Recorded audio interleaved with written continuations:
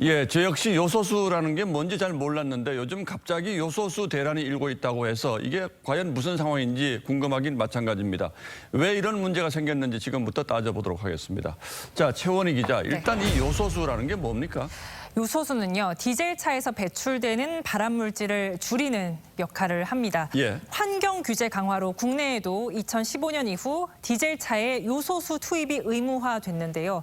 요소수가 바닥이 나면 아예 시동이 안 걸리게 만들어졌는데 국내 운행 중인 디젤 화물차 330만 대 중 60%가 이런 상황입니다. 자, 그런데 그동안은 별 문제가 없었다는데 왜 갑자기 이런 문제가 생긴 거죠? 네, 올해 요소 수입 물량의 97%가 중국산인데요. 중국에서의 공급이 끊겼기 때문입니다. 호주와 중국이 무역 분쟁을 벌이면서 중국이 호주산 석탄 수입을 금지했는데요.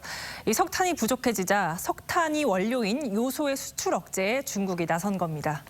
자, 그런데 왜 이렇게 97%까지 중국에 의존하게 된 겁니까? 우리는 생산할 수 없습니까? 요소 생산이 어려운 건 아닙니다. 하지만 석탄이나 천연가스가 나는 중국, 러시아 등과 비교하면 경쟁력이 떨어집니다. 예. 값싼 중국산에 밀려서 2011년엔 국내 마지막 업체가 생산 중단을 선언했는데요.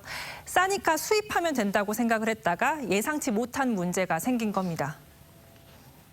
요소 같은 경우에는 하이테크 제품은 전혀 아니고 어떻게 보면 기본 유기화합물인데 거의 생필품 혹은 물류에 있어서도 큰 영향을 줄 수 있는.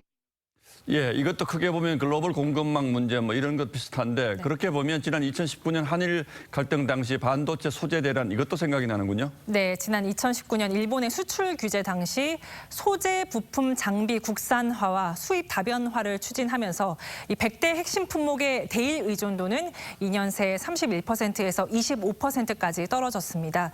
하지만 이와 달리 요소의 국내 생산은 쉽게 결정할 수 있는 문제가 아니라는 게 전문가들의 의견인데요. 중국이 다시 공급을 시작하면 가격 싸움에 밀릴 게 뻔한 거죠. 예. 대신 한 국가에 의존하는 구조는 개선해야 한다는 지적입니다. 의존도 높은 품목은 정부가 좀 나서서라도 수입국을 2개 이상으로 만드는 그런 가이드를 줘야 되는 거죠. 그러니까 특정 국가의 가격이 싸다고 하더라도 한 국가에만 의존하면 언제든지 이런 문제가 생길 수 있다는 건데 이런 품목이 또 많을 거 아니에요? 네, 그렇습니다. 올해 특정 국가 수입 의존도가 80%를 넘는 제품 가운데 절반가량이 중국이었습니다. 안정적으로 수출이 이루어지면 물론 가성비가 좋겠지만 중국의 정치 경제 상황상 또 이런 공급망 참사가 또 일어나지 않으리란 보장이 없습니다. 예, 이번 사태도 빨리 해결해야겠습니다만 이번 사태로부터 얻은 교훈 이것도 잊지 말아야겠군요. 네, 그렇습니다. 예, 최원희 기자 잘 들었습니다.